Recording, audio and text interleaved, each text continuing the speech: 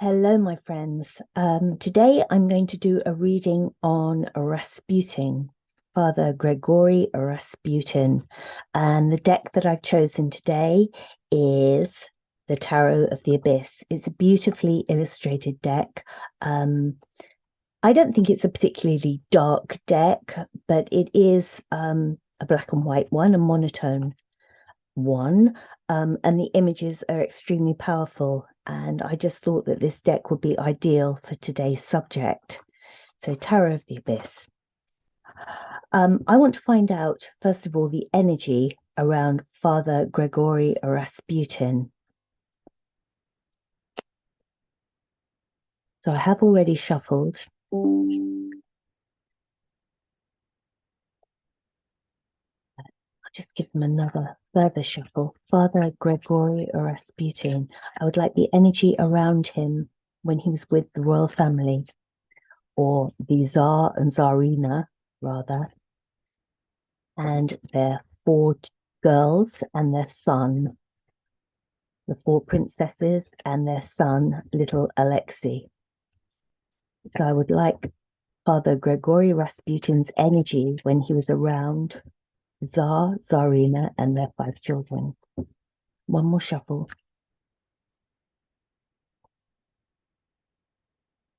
Going from the top. Father Gregory Rasputin's energy. The Lovers. Interesting. I wasn't expecting that card. He felt very deeply for the family. He wanted to heal the boy, I believe. The boy meant an awful lot to him. He was very, very taken with him, and very taken with the family. That's a surprising card. I didn't expect to get that. The roots of the family ran very, very deep, very, very deep, generations upon generations of Russian royalty. And this man, Father Gregory Rasputin, I think felt honored to be part of that, to be part of that royal court. And yes, he cared very deeply about them. So let's see what energy crossed him. We'll do a Celtic cross today. What energy crossed him? The High Priestess. Secrets, indeed. They were trying to keep a secret, a very heavy burden of a secret, that little Alexei had haemophilia, that he had got from his mother through the line of Queen Victoria. You're going to have to forgive me on this because I only sketchily know the details, and I'm sure some of you will know this inside out. And I am very new to this topic, but I do find it fascinating. So the High Priestess, she holds the secrets. Very mystical card, and indeed, this is what it was. This poor little boy had this haemophilia, and his parents were trying to do everything to cure him, although there was no cure. But Father Gregory Rasputin seemed to have the gift of stopping the child's bleeding. Whenever the child was hemorrhaging, he managed to calm him down and stop the bleeding. And they believed that he was absolute mystical, magical man. And there is no way that they were going to let him go. They were going to keep him, especially Alexandria, the Tsarina. She was totally besotted by him, really, because he had the power to protect her son and stop the bleeding. So yeah, what a card to cross that. So many secrets involved in this family. Nobody could know about this haemophilia because that was the line of the Russian of the Russian dynasty gone if this little boy died. So they did everything in their power to keep him alive and keep him well, but so full of deceit and deception. So what was at the head, at the top, the crowning thoughts of all this situation with Father Gregory and the Romanovs? What was at the head of all of this? What was at the head of all of this? I'm going to take that one. The sun.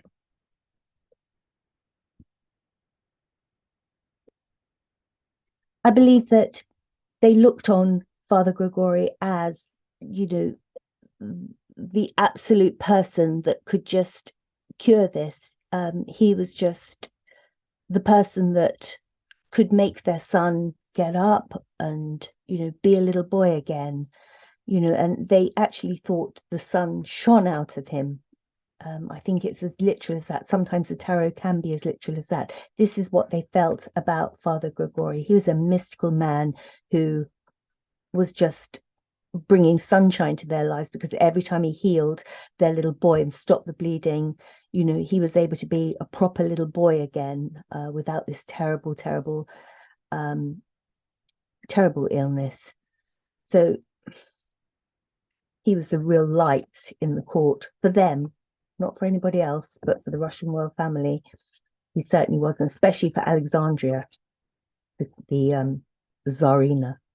So at the base of all this, what was at the base of their relationship, the base of this situation with Father Gregory and the Romanovs?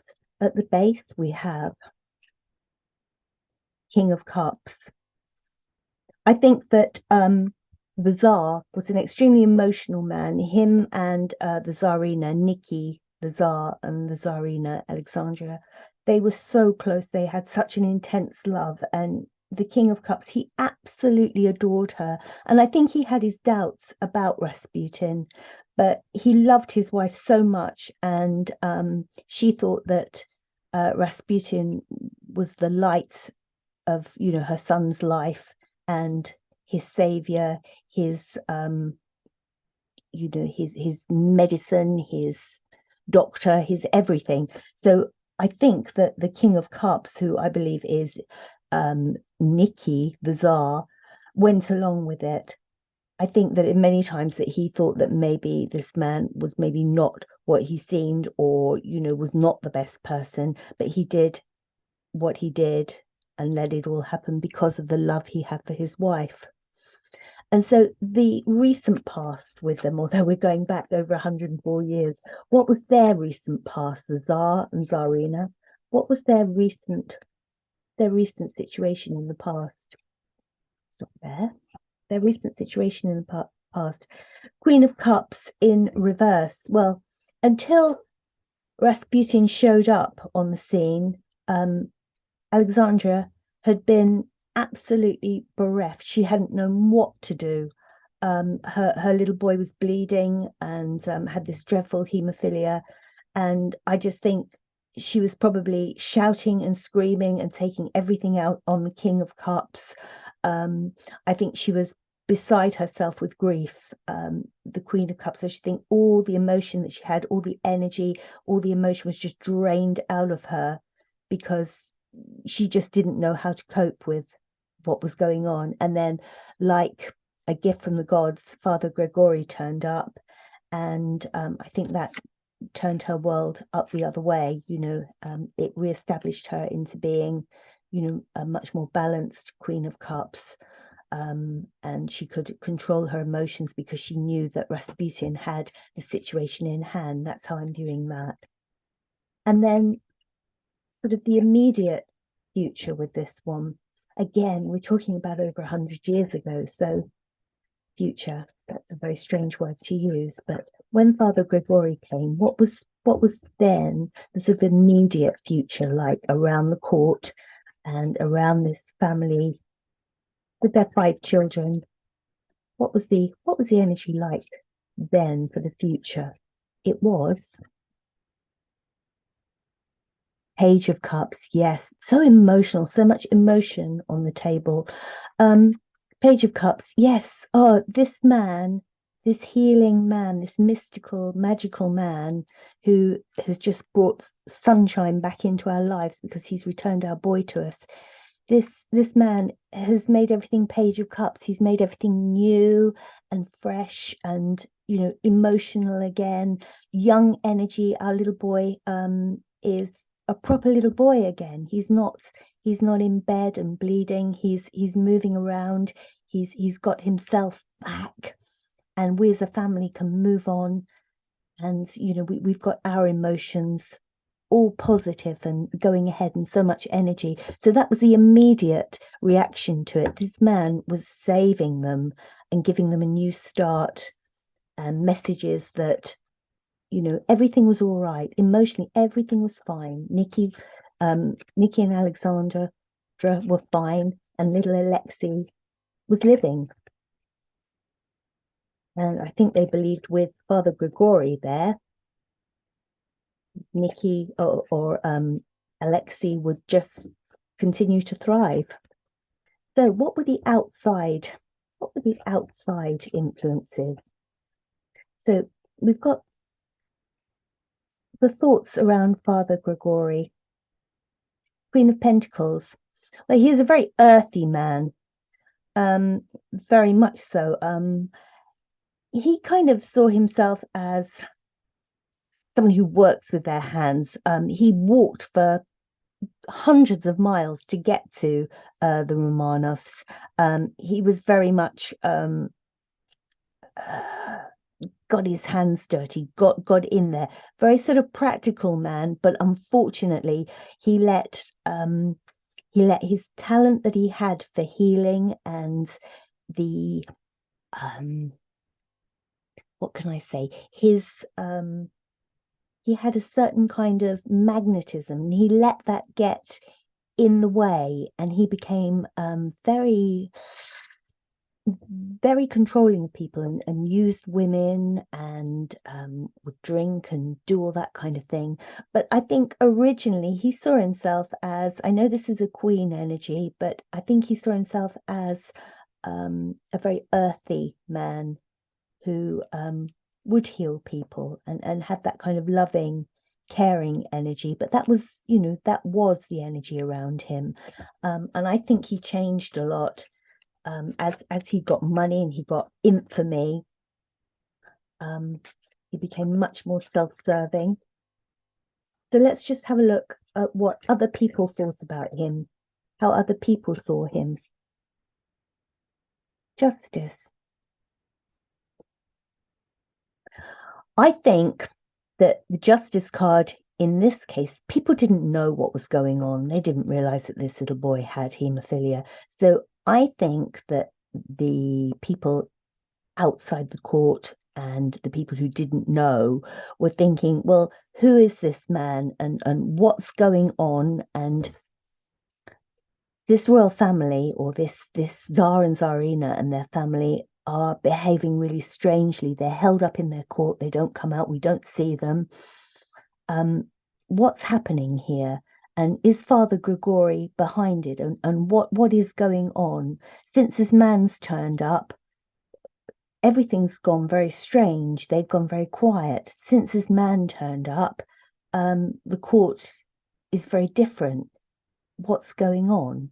And I think that people thought that there was some kind of weird balance between Alexandria and Father Grigori. They felt that there was something off between them, and they kind of deserved each other. She was German. They didn't like her because she was German. He was some kind of weird, dirty looking guy who, was an odd looking man, quite frightening looking. And I think they thought, oh, it's just desserts. Nikki the Tsar was off fighting in the war, or not necessarily fighting, but he was off involved in the war, and it left basically the Tsarina and Father Grigori in a situation on their own. And I think people thought to themselves, what is going on? These two deserve each other. They're both the devil. They're both the devil. They deserve each other. What are they doing in there? And what were the hopes and fears for this? What were the hopes and fears? The world, yeah. They wanted so much for this holy man, as they saw him, to just cure their son and just allow him to go on and, become an adult, take over the Russian royal family when he was ready, and, go on to be the next Tsar. They wanted the world for him. And, they felt that that was the justice of it. That's the way it should be. The Romanovs have been, from generation to generation, the Tsar and Tsarina, the royal family of Russia. And that was just the justice of it. It's the way that it should be. And this is what was going to happen. The world would make a full cycle, and this little boy would go on and be the person that he should be. So what was the outcome? We know what the outcome was. We know what the outcome was. It was death. But let's just see what the cards say. Let's just see what the cards say. What was the outcome for this relationship between Rasputin and the royal family?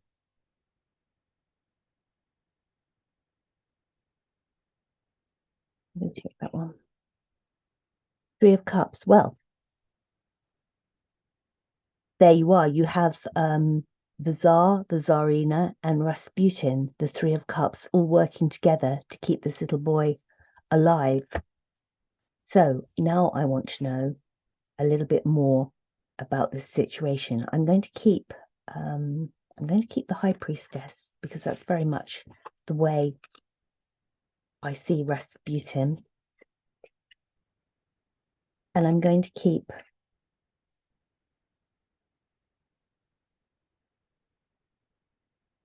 the Three of Cups for the energy of Nikki, Alexandra, and Rasputin. Now, I want to know whether Rasputin crossed the line and whether he did actually take advantage of the Tsarina, whether he slept with the Tsarina. Remember the old Boney M song? Ra Rasputin, lover of the Russian queen. So did he? Did he sleep with her? Did he? There's a lot of rumour, but was it just rumour? Did Rasputin sleep with Alexandria, the Tsarina? I'm going to take that. Five of Cups, King of Swords.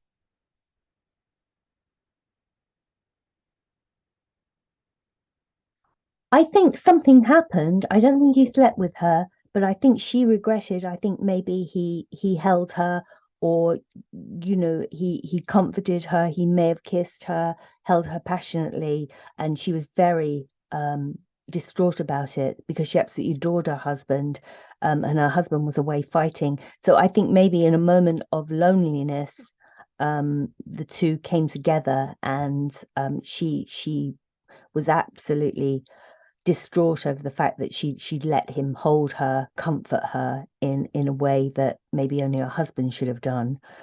So yeah, I can see that there was something improper, but he certainly didn't sleep with her.